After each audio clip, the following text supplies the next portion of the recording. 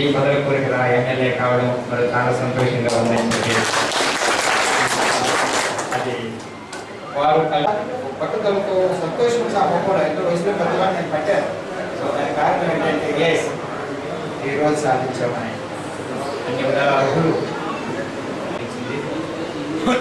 అందుకని ఆయన కుటుంబానికి నాన్నగారు అమ్మగారికి ఒక 10 నిమిషాలు ఎక్కువ గడిపాం.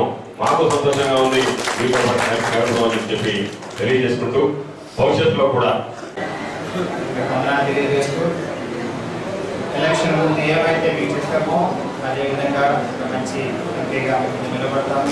సేవ చేస్తాను. కేంద్ర ప్రభుత్వం నుంచి తీసుకురావాల్సి వస్తే తప్పనిసరిగా ఏ ఎంపీ కంటే కూడా అంత ఎక్కువ చేయగలనన్న నమ్మకం అవుతుంది. చేయగలనని చెప్పి మరొకసారి నేను తెలియజేస్తూ సమర్థవంతమైన ఎంపీగా ఉంటానని చెప్పి ఇక్కడ మా నాయకులు గవర్నమెంట్ గారిని కూడా తెలియజేస్తూ మీ అందరికీ వందనాలు తెలియజేస్తూ సెలవు. ఎన్నికల ముందు ఇక్కడికి ఆర్యవైశ్య సోదరులు పిలిచినప్పుడు స్పష్టంగా ఒక మాట చెప్పడం జరిగింది. 1999 నుంచి ఈ నియోజకవర్గంలో ఏ వ్యక్తులైతే శాసనసభ్యులుగా నిలబడ్డారో 99 నుంచి వాళ్ళ గెలుపు కోసం ప్రయత్నించడం జరిగింది.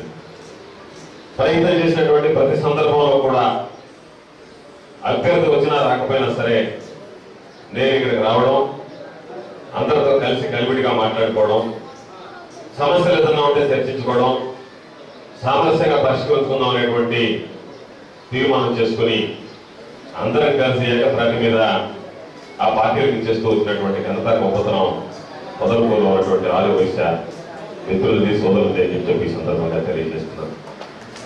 దానిలో భాగంగా 99లో కానీ 2004లో కానీ 2009లో కానీ అదే పరంపర కొనసాగింది.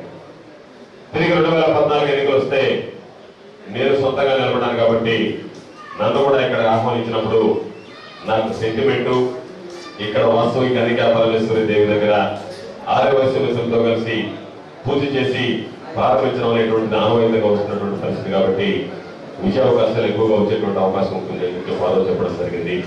మీ అందరి ఆశీస్సులు, ఆ మహాతల్లి కృప ఈరోజు నేను శాసనసభ్యుడిగా పెద్దల వరప్రసాదరావు గారి పార్లమెంట్ సభ్యులుగా ఎన్నిక కావడానికి ఉపయోగపడాలని